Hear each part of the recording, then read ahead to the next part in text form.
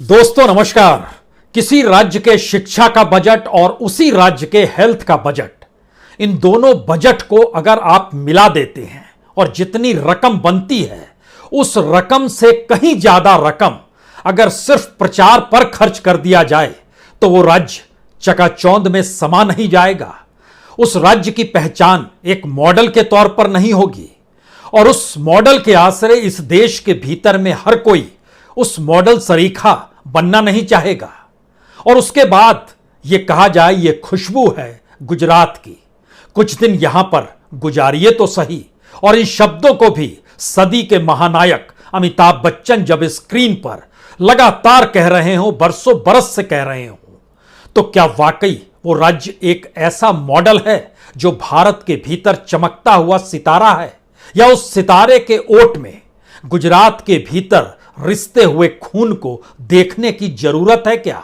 क्योंकि यह एक ऐसा राज्य है जहां 12वीं पास 62 लाख से ज्यादा बच्चे बेरोजगार हैं, उनके पास कोई काम नहीं है। शिक्षा के मामले में राज्य कितने गर्त में चला गया और निजी स्वास्थ्य क्षेत्र में ही इलाज होता है और वहां पर इलाज के लिए आपको लखपति तो होना ही पड़ेगा, उससे सस्ता इलाज आपको मिलेगा नहीं।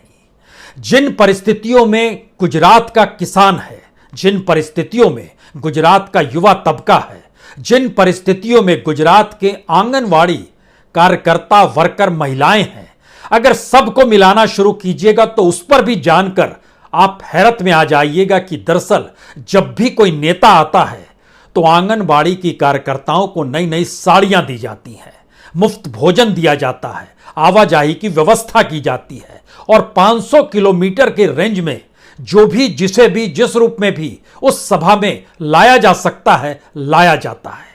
और अगर जरूरत पड़ जाए तो उसे दूसरे राज्य में भी प्रचार प्रसार के लिए गुजरात के मॉडल से इन लोगों को भेजा जाता है, क्योंकि गुजरात मॉडल के भीतर पैसे की कोई कमी नहीं है। गजब की परिस्थितियां। और आज प्रधानमंत्री जब कच्छ के इलाके में है, भुज के इलाके में है, जिन चीजों को नए तरीके से वहां शुरू कर रहे हैं, कहीं पर रिबन काट रहे हैं, तो बहुत सारे सवाल अभी से लेकर पुराने दौर में चीजें उभर कर आती हैं कि यह गुजरात मॉडल आखिर चीज क्या है। प्रधानमंत्री गुजरात के भीतर है, लेकिन गुजरात में वह दूसरी तरफ है जिस तरफ पाकिस्तान सीमा से लगता है, लेकिन उसके ठीक उल्टी दिशा में दूसरे छोर पर दाहोद है। दाहोद में बिल्किस बानो के साथ रेप हुआ था, उनके परिजनों की हत्या हुई। जिन्होंने रेप किया, जिन्होंने हत्या की, उनको रिहा कर दिया गया, माला पहनाई गई। लेकिन प्रधानमंत्री गुजरात में हैं 2 दिनों से, लेकिन एक शब्द भी उन्होंने नहीं कहा। कोई बात नहीं, गुजरात मॉडल की देन 2002 से निकली थी और उस वक्त शायद अटल बिहारी वाजपेयी ने महसूस कर लिया था कि राजधर्म उस वक्त के मुख्यमंत्री नरेंद्र मोदी का गुजरात में क्या हो सकता है, तो उन्होंने राजधर्म का पाठ पढ़ाया। लेकिन राजधर्म भी इस दौर में आते आते कैसे बदल गया, जब साबरमती पुल पर पांव से चलकर साबरमती नदी को पार करने के लिए जब आप पश्चिमी से पूर्वी किनारे की तरफ जाते हैं तो उस पुल का नाम फुटवेयर अटल पुल रखा गया है। यानी अटल बिहारी वाजपेयी के राजधर्म को भी भूल जाइए। और इसके बाद आइए कॉरपोरेट के हिस्से में, उस कॉरपोरेट के हिस्से में जहां से अंबानी अडानी दोनों आते हैं, तो इसमें बिल्किस बानो की क्या बिसात। और गुजरात तो बीते 27 बरस से बीजेपी की सत्ता के तहत चल रहा है। मुख्यमंत्रियों के चेहरे बदलते चले गए, लेकिन परिस्थितियां क्यों नहीं बदली? क्या वाकई आज आपको आंकड़ों के जरिए समझने की जरूरत है? क्या आपको लगता है कि उस गुजरात मॉडल के भीतर में वहां की इकोनॉमी को लोगों से जोड़कर देखा जाए, या कॉरपोरेट के लोगों से सरोकार को समझाकर देखा जाए, या उस राजनीति और चकाचौंध को परखा जाए जिसने भारत की राजनीति को बदल डाला है? गुजरात यूं तो विकसित राज्यों की श्रेणी में 5वें नंबर पर आता है। महाराष्ट्र अगर पहले नंबर पर, तमिलनाडु उसके बाद आता है, फिर जीडीपी के लिहाज से उत्तर प्रदेश आता है, लेकिन डेवलपमेंट के लिहाज से नहीं। कर्नाटक लेकिन गुजरात के ऊपर आता है और उसके बाद गुजरात का नंबर आता है। जीडीपी के लिहाज से, विकास दर के लिहाज से, एग्रीकल्चर के लिहाज से, गरीबी की रेखा के नीचे से लिहाज से, बेरोजगारी के लिहाज से, उद्योगों के लिहाज से, इन सारी परिस्थितियों में अगर आप लोगों को जोड़ दीजिएगा तो इस देश के भीतर में गुजरात का नंबर 10 के बाद हो जाएगा। लेकिन जैसे ही आप गुजरात की पूंजी का जिक्र कीजिएगा वह उछलकर 5वें नंबर पर पहुंच जाएगा। और उसके बाद जैसे ही आप कॉरपोरेट और पॉलिटिशियंस का जिक्र कीजिएगा, झटके में गुजरात दूसरे या तीसरे नंबर पर आकर खड़ा हो जाएगा। और जैसे ही आप गुजरात मॉडल का जिक्र कीजिएगा, आपको पहले नंबर पर गुजरात नजर आने लगेगा। यह खेल क्या है?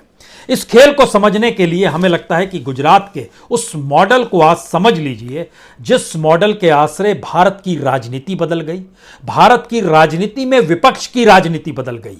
भारत के भीतर में महात्मा गांधी को चरखा काटते हुए याद दिलाने की परिस्थिति में देश के प्रधानमंत्री आ जाएं, लेकिन जब वो दिल्ली आए तो इस देश के भीतर में गोडसे के नारे कैसे लगेंगे, इसकी समझ उस हिंदुत्व की प्रयोगशाला को होनी चाहिए जिस प्रयोगशाला के तहत 2002 से 2007 तक का कमाल का खेल गुजरात मॉडल के भीतर किया गया। और उसी गुजरात मॉडल के भीतर जैसे ही आप युवाओं का जिक्र करेंगे और गवर्नमेंट जॉब का जिक्र करेंगे तो गवर्नमेंट जॉब में आपको 0 लिखना पड़ेगा और युवाओं की बेरोजगारी में आपको 62 लाख रजिस्टर्ड बेरोजगारों की संख्या लिखनी होगी। कोई काम किसी के पास नहीं है। किसानों की परिस्थिति में जैसे ही आप उनकी आय पर आएंगे तो 2000 से लेकर 2022 तक के बीच में इन 22 बरस में किसानों की आय में जो इजाफा हुआ है वह देश के अलग अलग राज्यों की तुलना में गुजरात 18वें नंबर पर आता है। किसानों को लेकर बेरोजगारी की स्थिति नाजुक है, जितनी बड़ी तादाद में बेरोजगार हैं। जो पटेल समुदाय ने चीजें शुरुआत की, जाहिर है उनको स्वामी नारायण संप्रदाय से जोड़ दिया गया, लेकिन पटेल समाज के भीतर की सामाजिक आर्थिक परिस्थितियां राजनीति में कैसे खपली और खपाली गई, इनके समानांतर उनको अपनी जमीन पर जो उनके विरासत की जमीन थी, जो खेती की जमीन थी, उस जमीन से कैसे वंचित होते चले गए और जमीन सिकुड़ती चली गई और उनकी आय कम से कम होती चली गई। यह गुजरात मॉडल के भीतर पटेल समुदाय का एक अनोखा सच है। लेकिन राजनीति में पटेलों की जरूरत पड़ती है और आदमकद प्रतिमा के आधार पर सरदार पटेल को याद करके इस बात का अंदेशा समूची देश नहीं दुनिया को दिया जाता है कि सरदार पटेल हमारे हैं। लेकिन 27 बरस की सत्ता बीजेपी की गुजरात के भीतर और उसमें भी 2001 से लेकर 2014 तक इस देश के प्रधानमंत्री नरेंद्र मोदी बतौर मुख्यमंत्री। अब इस सफर पर जैसे ही आप आगे बढ़ते हैं तो आपके जहन में एक झटके में अडानी आ ही जाएंगे, जो 27 साल पहले जिनकी कच्छ के इलाके में 1 एकड़ जमीन नहीं थी, आज की तारीख में उस कच्छ के इलाके में सिर्फ उनकी तूती बोलती है। और शुरुआत हुई थी 96-97 से, जब मुंद्रा पोर्ट और उसके साथ SEZ स्पेशल इकोनॉमिक जोन के रखरखाव और संरक्षण की जिम्मेदारी अडानी की कंपनी को मिली। वह एक ऐसी नब्ज और ऐसी पहचान है जहां पर आज प्रधानमंत्री जब पहुंचे कच्छ के इलाके में तो जो महिलाओं की चकाचौंध थी और महिलाओं का शोर था, उसमें पता चला, और हमारे वहां के रिपोर्टर कहें, सहयोगी कहें और वहां के पत्रकारों ने भी जानकारी दी, दरअसल नई साड़ी और कुछ पैसे, आने जाने की सुविधा और भोजन और नाश्ते फ्री में। इसके बाद वह भीड़ कैसे जुटती है, कैसे जुटाई जाती है, यह एक अलग किस्सा है। लेकिन इसका बजट भी किसी राज्य के बजट के हिस्से में लगातार चलता रहा हो और अब चुनावी बरस आ चला है तो यह सबसे महत्वपूर्ण क्यों हो चला है, इसे भी अब समझने की जरूरत है। लेकिन गुजरात मॉडल का मतलब एजुकेशन और हेल्थ नहीं है। गुजरात मॉडल का मतलब बिल्किस बानो भी है। यह इसलिए है क्योंकि अरविंद केजरीवाल जब कदम रखना चाहते हैं गुजरात में तो वह एजुकेशन और हेल्थ मॉडल को लेकर पहुंचना चाहते हैं। वह एक शब्द भी बिल्किस बानो पर नहीं कहते हैं, नहीं कहेंगे। यानी गुजरात मॉडल के भीतर अगर आपको पनपना है तो इस देश की राजनीतिक मिजाज को समझिए, जहां पर बीजेपी और प्रधानमंत्री मोदी के चुनावी प्रचार के तौर तरीकों ने हर पॉलिटिकल पार्टी को कहा आप हिंदू पार्टी नहीं हैं, हिंदू सिर्फ हम ही हैं, तो एक झटके में भारत का मुसलमान हाशिए पर ढकेल दिया गया। लेकिन अब गुजरात में हिंदू मुसलमान का भी ध्रुवीकरण नहीं चलता है। अब सवाल यह है कि आपकी ताकत और भाषण और प्रचार प्रसार के तौर तरीके यही मायने रखते हैं। इस मायने रखने के भीतर में अगला सवाल यह आता है कि कितनी बड़ी तादाद में हम अगर स्कूल से बात की शुरुआत करते हैं सन 2000 में, यानी 22 साल पहले और 22 साल बाद 14,584 प्राइमरी, सेकेंडरी, हायर स्कूल, तीनों स्कूलों को जोड़ दीजिएगा तो 14,584 स्कूल ही बने। उस वक्त लगभग 43,000 थे, आज की तारीख में लगभग 57,000 हैं। जो शिक्षकों की नियुक्ति प्राइमरी, सेकेंडरी, हायर उस समय लगभग 2 लाख थे, आज की तारीख में 3,32,000 है, यानी 1,32,35,000 के लगभग शिक्षकों की नियुक्ति हुई 22 बरस में। और हम तो जिक्र कर रहे थे 27 बरस का, उससे पहले का डाटा मिल नहीं पा रहा था।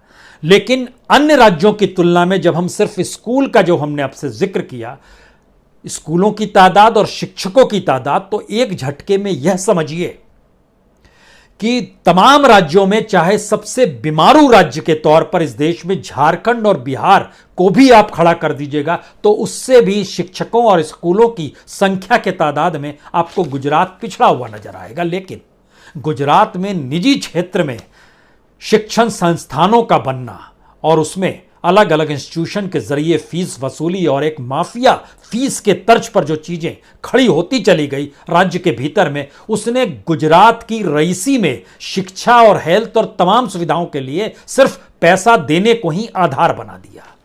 इस मॉडल की तारीफ कौन नहीं करेगा, क्योंकि यह खुशबू तो गुजरात की है। और जिक्र हो रहा है कि कुछ दिन गुजरात में आप गुजारिए तो सही। जैसे ही इसके आगे निकलते हैं और आप अगर बीमार पड़ गए और आपको अगर इस देश में औसत तौर पर किसी बीमारी में अगर आपको 50,000 रुपए खर्च होते हैं, जो एक औसतन है, गुजरात के भीतर इलाज में उसमें आपको कम से कम दुगना यानी 1 लाख रुपया खर्च होगा। यह वहां की हेल्थ सर्विस का एक औसत मापदंड है।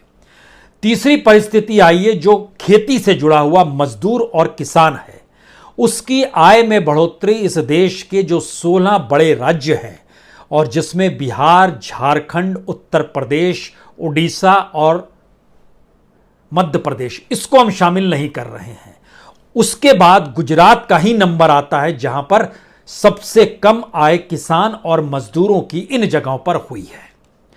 जो गरीबी की रेखा से नीचे की परिस्थिति है गुजरात के भीतर में, आपको जानकर हैरत हो जाएगी कि इस देश के भीतर में जितने बीपीएल कार्ड हैं, गुजरात की जनसंख्या के लिहाज से सबसे ज्यादा बीपीएल कार्ड गुजरात में है। उसके जो लाभार्थी हैं, सबसे ज्यादा तादाद यानी 6 करोड़ की जनसंख्या के लिहाज से जितने बीपीएल कार्ड और जितने उसके लाभार्थी, वह टॉप पर है गुजरात। तो गुजरात में तो हम जिक्र रईसी का कर रहे थे, हम कहां मुफलिसी और गरीबी पर आकर टिक गए। लेकिन यह खुशबू गुजरात की है, इसको आपको महसूस करना होगा, क्योंकि गुजरात के भीतर का दर्द 2002 में अगर दंगों के आसरे किसी ने महसूस किया होगा, और उस महसूस करती हुई परिस्थिति के बाद 5 बरस के बाद जब आपने वाइब्रेंट गुजरात को समझा होगा, और उसके आगे निकलते हुए गुजरात के भीतर इन्वेस्टमेंट का जो जिक्र होता है, इंडस्ट्रीज का जो जिक्र होता है, जो सड़कों का जिक्र होता है, उसमें लाभालाभ है, इससे कोई इनकार नहीं है। लेकिन गुजरात एक ऐसा राज्य है जहां पर 10% जनसंख्या जो है उसके पास सब कुछ है और 90% के पास मुफलिसी और गरीबी है। सूरत में डायमंड चमकता हुआ आपको दिखाई देगा, लेकिन उस डायमंड के कणों को नालियों से किस रूप में छान कर निकाला जाए, जब वो टूटे हुए कण बाहर निकलते हैं किसी इंडस्ट्री के बाहर, तो उनकी तादाद को गिनिएगा तो डायमंड फैक्ट्री से जुड़े हुए तकरीबन आपको 2.5 लाख से ज्यादा लेबर ऐसे मिलेंगे जिनकी जिंदगी अभी भी उसी डायमंड पर चलती है जो इंडस्ट्री इस दौर में बैठ गई। सूरत में ही वहां पर कॉटन इंडस्ट्री भी है, उस कॉटन इंडस्ट्री के भीतर भी इस देश में नोटबंदी और जीएसटी ने उसको तबाह कर दिया। जितनी बड़ी तादाद में इस देश के अलग अलग राज्यों में मजदूर बेरोजगार हुए, उनके पास काम नहीं था, उसमें गुजरात पहले नंबर पर आता है। इतनी बड़ी तादाद में 2015 से पहले वहां पर जो मजदूरी थी और व्यापारी तबका था वह किस तरीके से ढहता चला गया नोटबंदी और जीएसटी के बाद, उन परिस्थिति में गुजरात के भीतर जो दर्द रिस रहा है वो आपको दिखाई नहीं देगा। आज प्रधानमंत्री ने जब इस बात का कच्छ में जिक्र किया कि भुजियो डूंगर में स्मृति वन मेमोरियल और अंजार में वीर बालक स्मारक का लोकार्पण करते हुए गुजरात की और कच्छ की और पूरे देश की साझी वेदना का ये प्रतीक है, ये उनके भाषण का हिस्सा है। और उन्होंने कहा कि इनके निर्माण में सिर्फ पसीना ही नहीं बल्कि कितने ही परिवारों के आंसुओं ने भी उसकी ईंट पत्थरों को सींचा है। तो इस भाषण के इस अंश को सुनते समय गुजरात को जिन्होंने बनाया और गुजरात को जिस रूप में खड़ा किया और गुजरात को एक आइडियल स्टेट के तौर पर रखने का प्रयास किया, उसके पीछे कितना दर्द है और कितने आंसू है और कितनी त्रासदी है, यह भी आप नहीं समझ पाएंगे। मसलन शराबबंदी, एक तरफ शराबबंदी है, दूसरी तरफ गुजरात के भीतर कल्पना की जा सकती है कि 25 से 30 हजार करोड़ का ड्रग माफिया चलता है। इस बात को समझा जा सकता है कि शराबबंदी के बावजूद वहां पर अवैध शराब का धंधा जो है वो ना सिर्फ फल फूल रहा है बल्कि वहां से जो पैसा निकलता है वो गुजरात के सीमावर्ती इलाकों में, सीमा के पार, वहां पर जो होटल्स हैं वह उन्हीं पॉलिटिशियंस के हैं जो इस पूरे धंधे में संलिप्त हैं।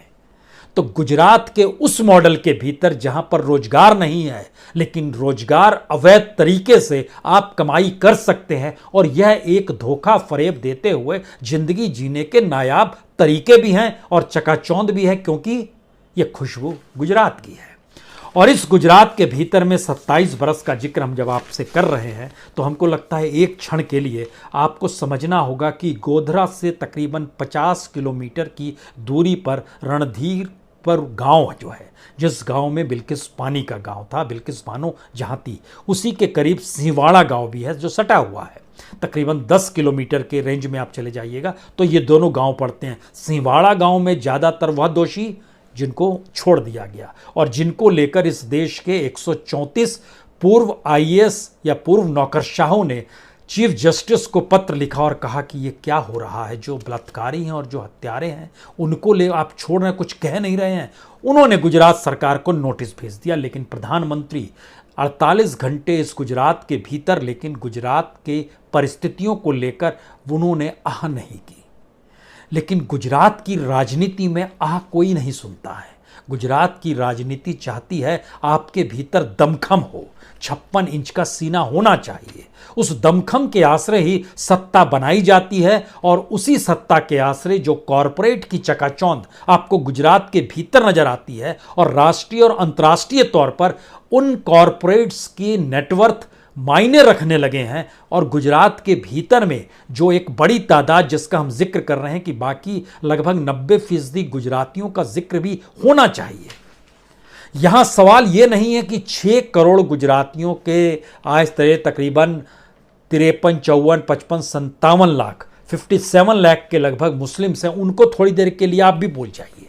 जिक्र हिंदुओं के बीच कीजिए और उस जिक्र के साथ इस बात को भी एहसास कीजिए कि 39% लगभग ओबीसी जो है उनकी आर्थिक सामाजिक स्थिति क्या है और उनको आने वाले वक्त में कौन कैसे साधेगा। और इससे हटकर एक बड़ी तादाद आदिवासियों की है। आदिवासियों की जमीन को कैसे इंडस्ट्री के हवाले किया गया और इस देश के राष्ट्रपति द्रौपदी मुर्मू ने पत्थलगड़ी आंदोलन को लेकर और इंडस्ट्रीज को जो जमीन सौंपने का जिक्र था वह खुद संथाल आदिवासी हैं। और आदिवासियों की जमीन क्यों दी जाए कॉरपोरेट और इंडस्ट्री की, इसको लेकर उन्होंने जिस वक्त वह रांची में थी यानी झारखंड की राज्यपाल थी, उन्होंने वो पर्चा लौटा दिया था कि नहीं इस पे साइन कर सकते हैं मुख्यमंत्री, जबकि बीजेपी का था। लेकिन गुजरात में इसके ठीक उलट परिस्थिति है जहां आदिवासियों की जमीन पर लगातार पैर पसारती इंडस्ट्री और शहरी इलाके और उनसे जुड़े हुए बिल्डर और बड़े बड़े इंडस्ट्रियलिस्ट और कॉरपोरेट जिनका दखल और जिनकी पहुंच उस राजनीति के साथ है, जो राजनीति फिर से एक बार चुनाव के लिए उफान मार रही है और वह पूंजी उसे चाहिए जिस पूंजी के आश्रय वो गुजरात को खरीद लेना चाहती है। गुजरात तो बिकने के लिए तैयार है क्या? दरअसल इस देश के भीतर में हर कोई तो बिकने के लिए तैयार है, और नहीं भी बिकना चाहे तो बेचने के लिए सरकार तैयार है। इस देश के इंडस्ट्रीज को ले लीजिए, कमोवेश यही स्थिति पीएसयूज की गुजरात के भीतर भी हुई। जो प्राइवेट सेक्टर था वो धीरे धीरे उसका विस्तार होता चला गया। और शायद इसीलिए जब हम इन चीज़ों को परख रहे हैं तो एक चीज़ और समझना होगा, जो सबसे महत्वपूर्ण इलाका है समझने का। इस दौर में गुजरात के भीतर सरकारी रोजगार अगर गायब हो गया तो राष्ट्रीय परिप्रेक्ष्य में जब वो गुजरात मॉडल राष्ट्र के तौर पर, देश के प्रधानमंत्री के तौर पर पूरे देश में आ गया, तो इस देश के भीतर में बीते 8 बरस में एक हिस्सा और बीते 2 बरस में दूसरा हिस्सा, इस देश में सरकारी नौकरियों में कमी होने लगी। यानी रोजगार देने का जिक्र नहीं है, प्राइवेटाइजेशन के हाथों में चीजें सौंपकर, और लोग इसमें भ्रम में ना रहें कि प्राइवेट सेक्टर आपको नौकरी देता है। प्राइवेट सेक्टर अगर किसी सरकारी कंपनी को बेचा जाता है प्राइवेट सेक्टर में तो रेशियो 20:80 का रहता है। यानी 80 लोग अगर सरकारी दफ्तरों में काम कर रहे थे या पीएसयू में काम कर रहे थे, वो अगर प्राइवेट सेक्टर में चला जाएगा तो वहां सिर्फ 20 लोग काम करेंगे। यह एक बेसिक डिफरेंस है जो औसत निकाला जाता है। ये 80-20 हिंदू मुस्लिम वाला नहीं है, लेकिन फिर भी लगभग 3 करोड़ से ज्यादा रोजगार पीएसयूज में इसी दौर में कम हो गए जो 8 बरस थे। और सिर्फ बीते 2 बरस के भीतर जरा कल्पना कीजिए, हम जोड़कर आपको बतलाएंगे, एनटीपीसी में 1691 पद खत्म हो गए, हिंदुस्तान एरोनॉटिक्स में 1972 पद खत्म हो गए, बीपीसीएल में 2615 पद खत्म हो गए, ओएनजीसी में 2940 पद कम हो गए, एलआईसी में 9000 पद कम हो गए, कोल इंडिया में 24000 पद कम हो गए। यह जब चलते चले जाइएगा तो आपको जानकर हैरानी होगी, इस दौर में 2 साल के भीतर में तकरीबन इस देश के भीतर में 22 लाख पद कम हो गए हैं।